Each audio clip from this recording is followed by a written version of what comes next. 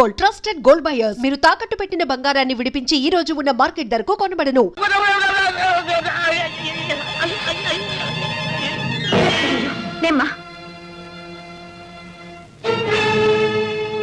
గిరి, నువ్వా? అవును, నేనే. ఏమి సరే గుడ్డిది, నీ కళ్ళేమని? ఆ గుడ్డిదైతే ఇంకా పడి ఉండాలి, రోడ్డు మీదకి ఎందుకు? నీ దుర్బుద్ధి ఇంకా పోలేదు. నువ్వేం మనిషి వద్దున పోతావా? ఇదిగో, ఆవిడ కళ్ళు లేవు, నాకు బెల లేదు, ఏం చేయమంటావు? చచ్చా, ఏం మనుషులో. ఆయననే లాభమమ్మా. గుడ్డిదాన్ని తోడు లేకుండా రావటం నాదే తప్పు. మీ ఇల్లు ఎక్కడుందమ్మా? అక్కడ ఆంజనేయ గుడి లేదు, అక్కడే. రా, తీసుకెళ్తా. వద్దులేమ్మా, నీకెందుకు శ్రమ. పర్వాలేదురా.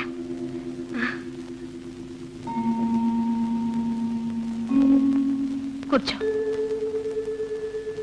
ఈ ఇంట్లో ఎవరు లేరా? నువ్వా? అవును, నేనే. మరి ఈమె? గిరి భార్య మళ్ళీ. అవును, నా భార్య, గుడ్డిది కాదు. ఇదంతా నిన్ను తొక్కి పెట్టాలని ఆడిన నాటకం. ఎందుకు? నువ్వు కోర్టుకు హాజరు కావడానికి వీల్లేదు. ఈ రోజే కేసు మేమే జయించాలి. గిరి, దీని కళ్ళు చేతులు కట్టిపడే.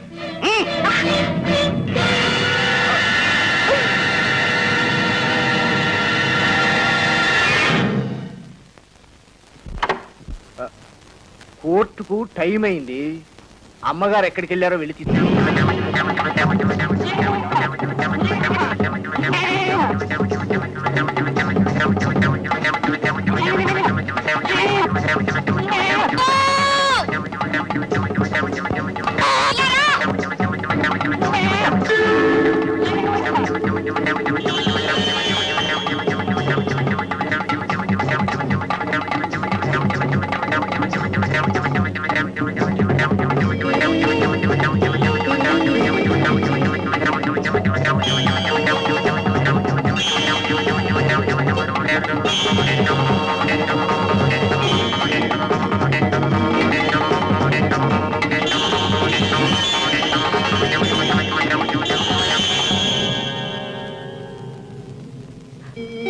రాము, నువ్వు ఇక్కడే ఉండు.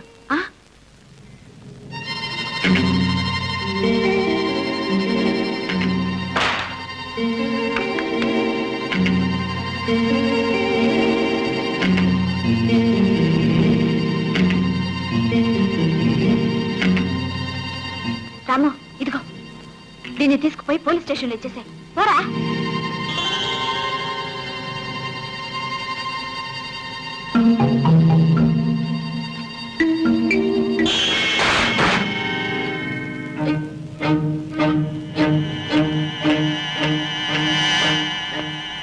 ఒకే మాదిరి, అదే మాదిరి.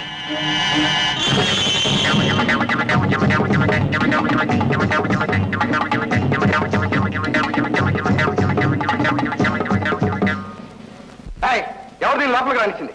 అదే వచ్చింది సార్. ఈ నోట్లో కాగితం ఉంది, ఇందులో వట్టి చిల్లులే ఉన్నాయి. అపాయం, ఎవరికో అపాయంలా ఉంది. ఎవరికి? ఎక్కడ?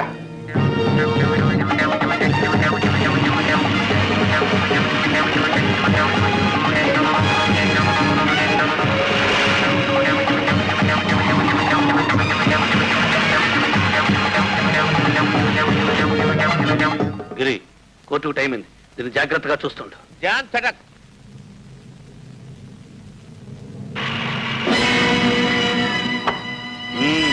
పుట్టేళ్లు పంపించి పోలీసులు పిలిపించావన్నమాట. అవును, ఇంకొక క్షణంలో మీ చేతులకు బేడీలు పడతాయి. మాతో పాటు నీ మొగుడుకు కూడా పడతాయి బేడీలు. ఏ, ఎందుకని? ఇదంతా మేమే చేశామనుకుంటున్నావా? ఆయన చెప్తేనే చేశాం. అసలు నేరస్తుడు మీ ఆయన. కుట్ర చేసిన వాడికి 5 ఏళ్ళు శిక్ష అయితే చేయించే వాడికి 10 ఏళ్ళు, తెలుసా? కరెక్ట్. ఇప్పుడు చెప్పు, ఎలా చేయాలో ఏం చేయాలో ఆలోచించుకుని చెప్పు. ఇక్కడ ఎవరికో ఏదో ఆపదని మాకు కబురు వచ్చింది. అవునండి, నాకే. ఏం జరిగింది? ఎవరో 2 రౌడీలు నా చేతులు కట్టిపడేశారు. ఎక్కడ వాళ్ళు? ఏమ్మా, ఎక్కడ రౌడీలు? పారిపోయారా? అవునండి, వీళ్ళిద్దరూ వచ్చి నన్ను కాపాడారు. నాకేం పర్వాలేదు, మీరు వెళ్ళొచ్చు. ఓకే, మీరు స్టేషన్కి వచ్చి రిపోర్ట్ రాసివ్వండి. వెళ్ళొస్తానమ్మా. వస్తానండి. నమస్కారం. హరి, నా భర్త కోసం నిన్ను కాపాడాను. బతికిపో. రాము.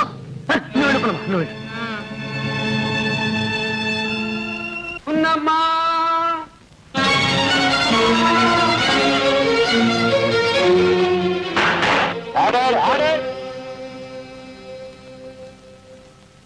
నమస్కారం అయ్యా, నేనే పున్నమ్మను. మీ తరఫున వాదించడానికి వకీళ్లు ఎవరూ లేరా? మొగుడు పెళ్లాల మధ్య తగాదాలో మూడో మనిషి ఎందుకయ్యా? ఆయన్ని విచారించడానికి నాకు అనుమతి ఇవ్వండి. అడగాల్సిందేదో నేనే అడుగుతాను. All right, proceed. Mister Vijay Kumar.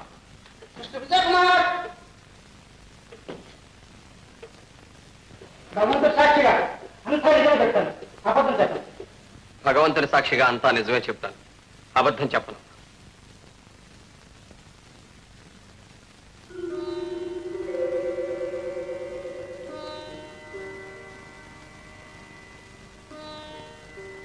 మీ పేరు?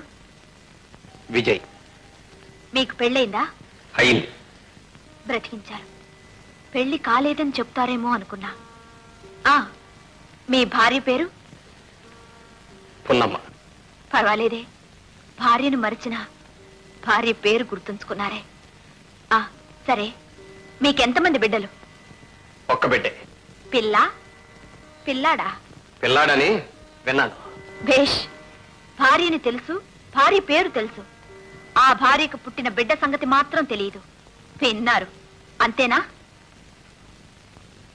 అయ్యా, ఇది కాస్త రాసుకోండి. సరే, ఎప్పుడు విన్నారు? యువర్ ఆనర్, ఈ కేసుకు ఈ ప్రశ్నకు ఏమాత్రం సంబంధం లేదు. ఎందుకు లేదు? ఆయనకు ఆయన సంసారానికి ఏ సంబంధము లేకపోబట్టే ఈ కేసు వేయాల్సి వచ్చింది. అందుకే ఈ ప్రశ్న వేశాను. Objection over ruled.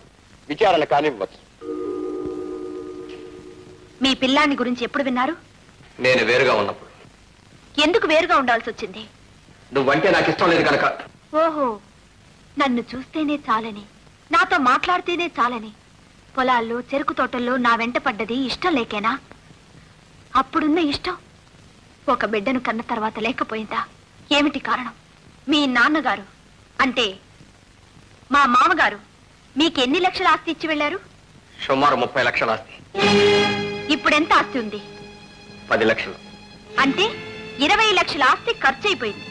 ఏం చేశారు? ఏదైనా వ్యాపారం చేశారా? లేదు. పోనీ దాన ధర్మాలు చేశారా? లేదు. మరి ఎలా ఖర్చయింది? ఏ, ఎందుకలా కంగారు పడతారు? చెప్పండి. నేను చెప్పనా? తాగుడుకు తందనాలకు తగలేశారు. అవునా కాదా? నా ఆస్తి నా ఇష్టం, ఎలాగైనా చేసుకుంటాను. ఆ అధికారం నాకుంది. అధికారం మీకొక్కరికే కాదు, మీ వారసులకు కూడా ఉందని వీల్నామాలో ఉంది. అవునా? అది ఉందా లేదా? అయ్యా, ఇది రాసుకోండి. మీ నాన్నగారి ఆస్తి మీద మీకు అధికారం ఉన్నట్టే తాతగారి ఆస్తి మీద మనవడికి అధికారం ఉందా లేదా? ఉంది. అలాంటప్పుడు వాడి వాట ఆస్తిని ఖర్చు పెట్టే అధికారం మీకెవరిచ్చారు? వాడు నా కుమారుడు, నేను వాడి తండ్రిని. ఆ మాత్రం బాధ్యత నాకు తెలుసు. బాధ్యత? అంత బాధ్యత ఉన్న మనిషి కొడుకు పుట్టాడని తెలిసి కూడా ఒక్కసారైనా వచ్చి వాడి ముఖం చూశారా? ఎవరో వద్దని సలహా ఇచ్చుంటారు. మీ అవసరం కోసం, ఆ నెక్లెస్ కోసం ఇంటి వాకిల్ దాకా వచ్చారే. ఒక్కసారి లోపలికొచ్చి బిడ్డను చూసి పొమ్మని ఎంతో బతిమాలాను. వచ్చారా? బిడ్డను పెంచే బాధ్యతను తుంచుకుని ఉండొచ్చు, కానీ చూడ్డం కనీసం ఒక తండ్రి బాధ్యత కాదా? మీరా బాధ్యత తెలిసిన మనిషి. ఇంకొకసారి అలా అనకండి, ఎవరైనా వింటే నవ్వుతారు. మనకు పెళ్ళై ఎంతకాలమైంది? 3 ఏళ్ళు. మనం కలిసి ఎంతకాలం కాపురం చేశాం? 2 ఏళ్ళు. ఆ 2 ఏళ్లలో మీరెంత ఆస్తిని అమ్ముకున్నారు? ఏమీ అమ్మలేదు. మనం విడిపోయి ఎంతకాలమైంది? 1 సంవత్సరం. మనం కలిసిన 2 ఏళ్లలో ఆవగింజంత ఆస్తినైనా అమ్మలేదు. విడిపోయిన 1 సంవత్సరంలో 20 లక్షలు. అంటే ఆస్తిలో 2 వంతులు అమ్మేశారు. ఇలాగే వదిలేస్తే ఏమవుతుంది, ఏం మిగులుతుంది? నా కోసం కాదండి, మీ కన్న బిడ్డ కోసం. రేపు ఆస్తి ఏమైందని మీ కొడుకు అడిగితే నేనేం చెప్పాలి? వాడి సంగతి వదిలేయండి. రేపు అంతా పోగొట్టుకుని మీరొస్తే నేనేం చెయ్యాలి? మిమ్మల్ని ఎలా పోషించాలి? కనీసం మీ కడుపు నిండా అన్నం పెట్టే స్థితిలో అయినా ఉండాలా? అందుకే ఈ కేసు వేశాను. అయ్యా, భగవంతుడు సాక్షిగా చెప్తున్నాను, నా భర్తను కోర్టుకి ఇడవాలని నాకే కోశానా లేదు. అన్ని ఆయన మేలు కోసం, ఆయన క్షేమం కోసమే చేశాను. పూజించే దేవుడి విగ్రహాన్నైనా మురికి పడితే కడక తప్పదు. అదే నేను చేశాను. ఏమండి, ఇప్పటికీ మించిపోయింది లేదు. నన్ను మన్నించండి, మీ పాదాలు పట్టుకుంటాను. అలా జరగడానికి వీల్లేదు.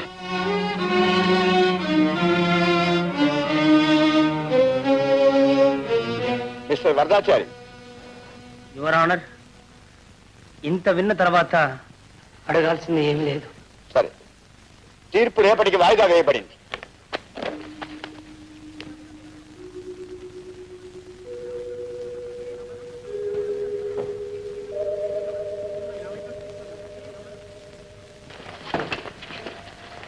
పున్నమ్మా, దేవుడున్నాడమ్మా, నీకు న్యాయమే జరుగుతుంది. అవునమ్మా, ధర్మానికి వకీళ్ళు, సత్యానికి సాక్షులు అక్కర్లేదని నిరూపించావు. అన్ని సాక్షుల కన్నా మన సాక్షి గొప్పదని రుజువు చేశావు. ప్రతివాది విజయకుమార్ అతని భార్య పున్నమ్మ ఎంత బ్రతిమాలుకున్నా ఆమెను నిరాకరించాడు. అతను అనేక దుర్వ్యసనాలకు లోనై కొన్ని లక్షల ఆస్తిని పాడు చేశాడని నిర్వివాదంగా నిరూపించబడింది. ఈ పరిస్థితుల్లో ఏటపాలెం ఎస్టేట్, దానికి సంబంధించిన చర స్థిర ఆస్తులన్నీ విజయకుమార్ కుమారుడు లేట్ శ్రీ శ్రీపతి మనుమడు అయిన లక్ష్మీపతికి చెందవలసిందిగా తీర్మానించడమైనది. మైనర్ లక్ష్మీపతి మేజర్ అయ్యే వరకు సదరు ఏటపాలెం ఎస్టేటుకు, దానికి సంబంధించిన చర స్థిర ఆస్తులకు మైనర్కు తల్లి పున్నమ్మనే గార్డియన్ గా నియమించడమైనది. ఎస్టేట్ రాబడి నుంచి నెలకు 1000 రూపాయలు పున్నమ్మ తన భర్త విజయ్ కుమార్కు మనవర్తిగా ఇవ్వవలసిందని ఉత్తర్వు జారీ చేయడమైనది.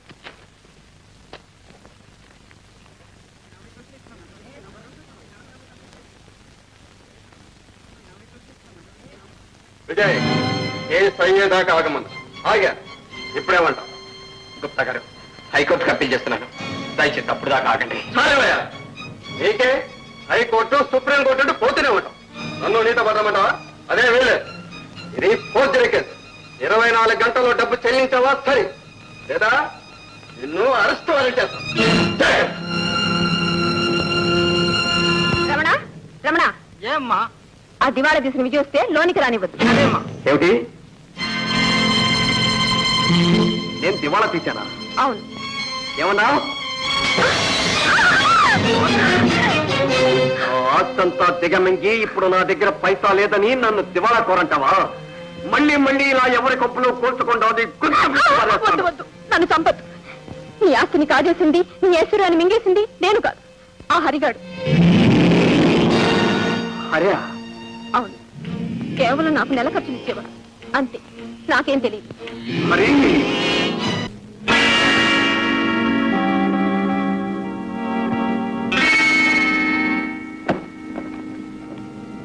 ఏమండి, ఎక్కడిదంత డబ్బు?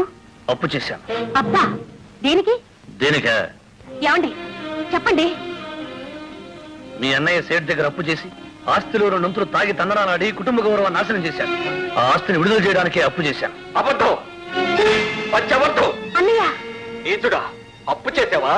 నిజం చెప్పు, ఎక్కడిది డబ్బు, ఎవరిది డబ్బు? రాధా, నువ్వు అనుకున్నట్టు వీడు దేవుడు కాదు, ఇంటి గౌరవాన్ని నిలబెట్టడానికి వచ్చిన మహానుభావుడు కాదు, దుర్మార్గుడు, మేకవ నెప్పులి. అన్నయ్య, ఎవరు నువ్వు అంటున్నది? నీకేమైనా మతిపోయిందా? ఇన్నాళ్ళు మతిపోయే ప్రవర్తించాను, ఇప్పుడే తెలుసుకున్నాను. వీడి నిన్ను అప్రదిష్ట నుంచి కాపాడటానికి కాదమ్మా పెళ్లి చేసుకుంది, ఈ ఆస్తి కోసం, ఐశ్వర్యం కోసం.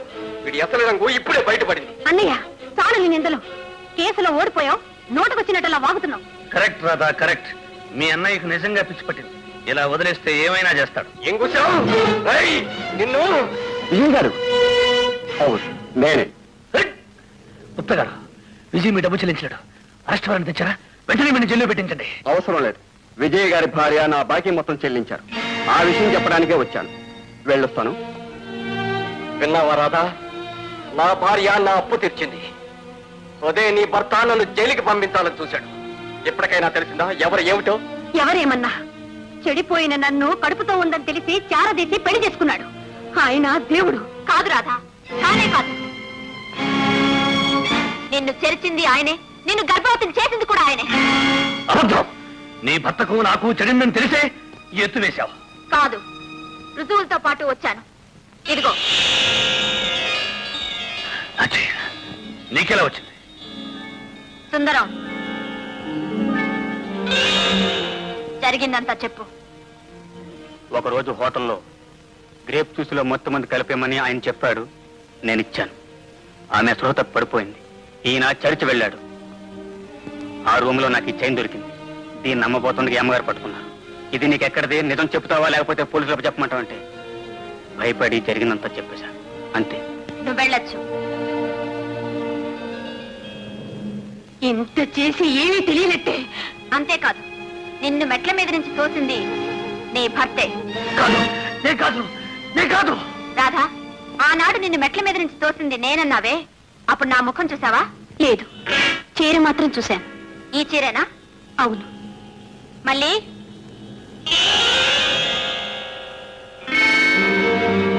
ఒకే మాదిరి, అదే మాదిరి. ఈ చీర నీకెలా వచ్చింది? హరిగారిచ్చారని మా ఆయన గిరిగారిచ్చారు. దీన్ని కట్టుకుని బయటకు ఎక్కడికి వెళ్ళొద్దన్నారు. అందుకని పెట్లో భద్రంగా దాచిపెట్టాను. ఇది ఏమి కంట పడింది. నిజం చెప్పు, ఈ చీర నీకెక్కడిది? లేకపోతే పోలీసులకు అప్పు చెప్తానన్నారు.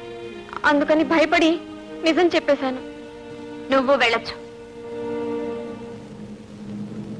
వకీల్ ఫీజు కోసం నా నగలు అమ్మడానికి వెళ్ళినప్పుడు ఆ సుందరం కనపడ్డాడు. నన్ను కోర్టులో హాజరు కాకుండా ఆపటానికి ఈ హరి నన్ను గిరి ఇంట్లో కట్టిపడేశాడు. అప్పుడు ఆ చీర కనిపించింది.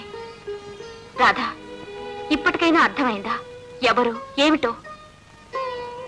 ఏమండి, ఇప్పుడైనా నమ్ముతారా? నేనే పాపం చేయలేదండి. నన్ను నమ్మండి, నన్ను క్షమించండి. పూర్ణ, నువ్వే నన్ను క్షమించాలి.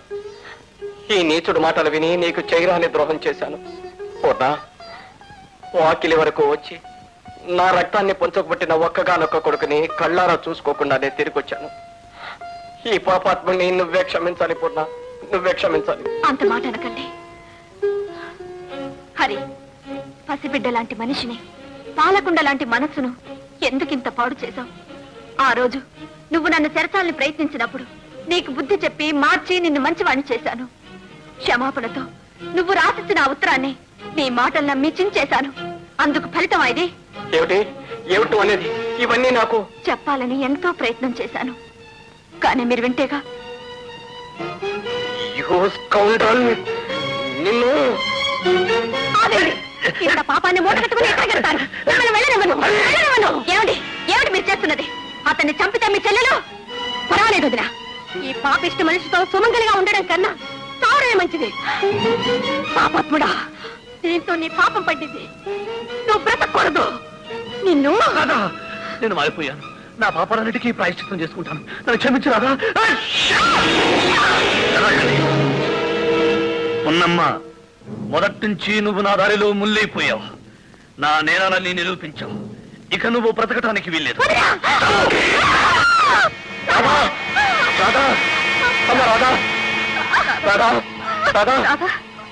అమ్మ, ఒక్క రాధనే కాదు, మీ వంశాన్నే సర్వనాశనం చేస్తాను.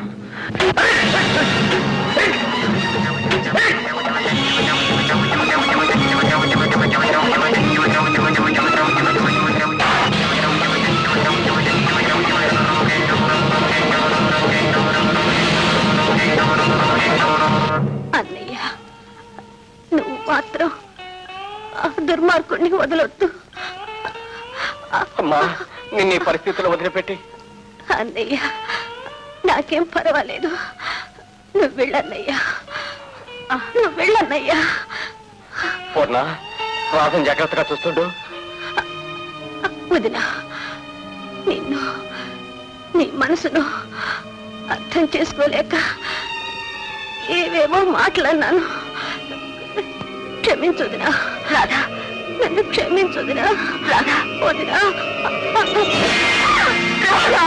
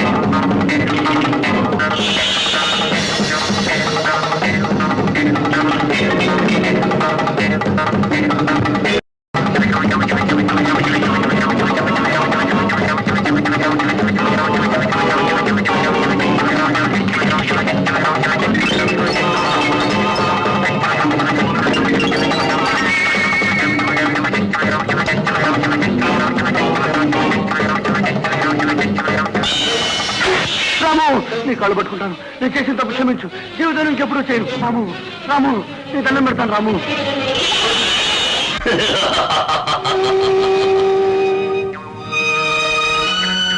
రాము నువ్వు నన్ను చంపాలనుకున్నావు, కానీ ఇప్పుడు నేనేం చేస్తానో చూడు.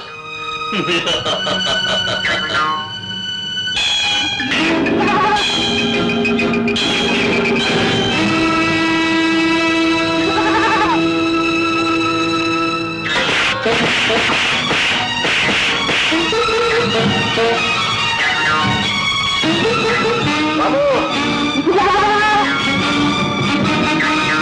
రాము రాము రాము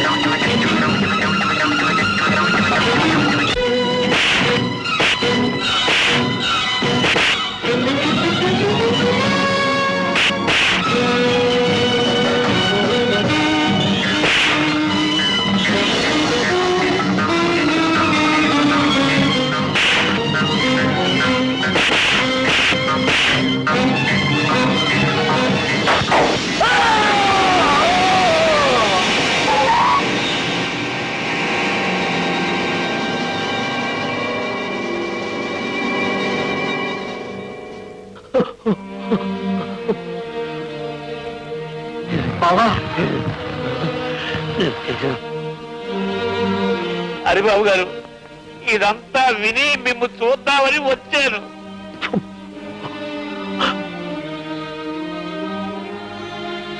అరే రెడీ, థ్యాంక్ యూ. ఈ ఫోటో తీసింది మీకోసం కాదు, నా కోసం. దీన్ని పెద్దది చేసి నా గదిలో పెట్టుకుంటాను. ఎందుకో తెలుసా? మీలాగా ఎవరైనా మొగుడు పెళ్ళాలు తగాద వేసుకొని నా దగ్గరకు వస్తే ఈ ఫోటో చూపించి మీ కథ మొత్తం చెప్పి కోర్టుకు పోనీయకుండా వాళ్ళిద్దరికి రాజీ కుదిర్చి కలిపేస్తాను. Very good, wonderful. ఆ ఏడుగుండల స్వామి చలని చూపుతో సకల ఐశ్వర్యాలతో మీ దాంపత్యం కలగాలం వర్ధిల్లాలని ప్రార్థిస్తున్నా. శుభం. Thank you.